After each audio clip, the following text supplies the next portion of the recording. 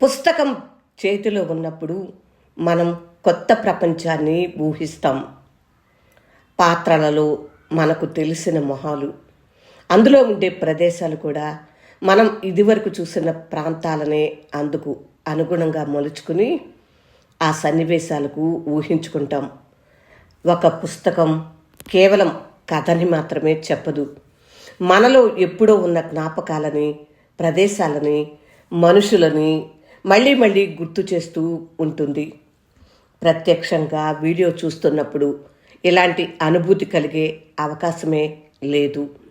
పుస్తకాన్ని చేతిలో పట్టుకొని చదవటం, నచ్చిన లైన్లు మరొక్కసారి తిరిగి చదువుకోవటం, ఇవి మనల్ని కొత్తగా ఆలోచించేలా చేస్తాయి. ప్రశాంతంగా ఉండటానికి కావలసిన ఆలోచనలను పెంచుతాయి. నచ్చిన పాత్ర మనలో ఉండే ఆ సున్నితమైన భావాలను ముద్ర వేస్తుంది.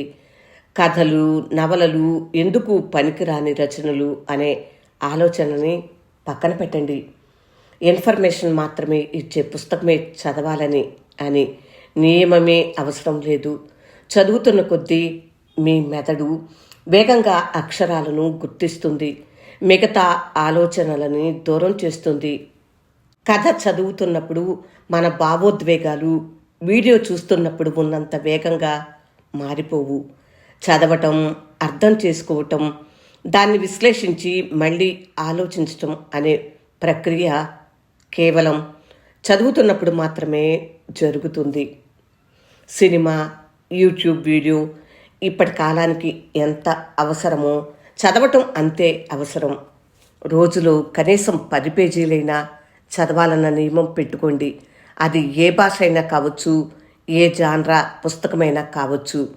అది పీడిఎఫ్ లాంటి డిజిటల్ తెర కాకుండా మంచి వెలుతురు పడే చోట పేపర్ మీద ఉన్న అక్షరాలను చదువుతూ ఒక్కసారి ఆ అనుభూతిని రుచి చూడండి.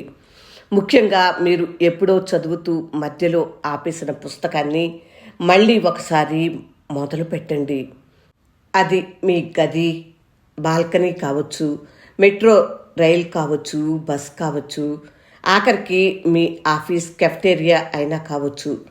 కొద్దిసేపు చదివాక మీ మెదడు ప్రశాంతంగా మారిపోవటం గమనించవచ్చు.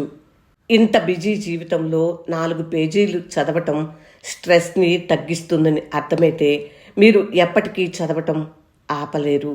నిజానికి పుస్తకం ఖరీదు మరీ ఎక్కువ కూడా కాదు. పుస్తకాలు కొని తప్పకుండా చదవండి. మీ పిల్లల చేత చదివించండి.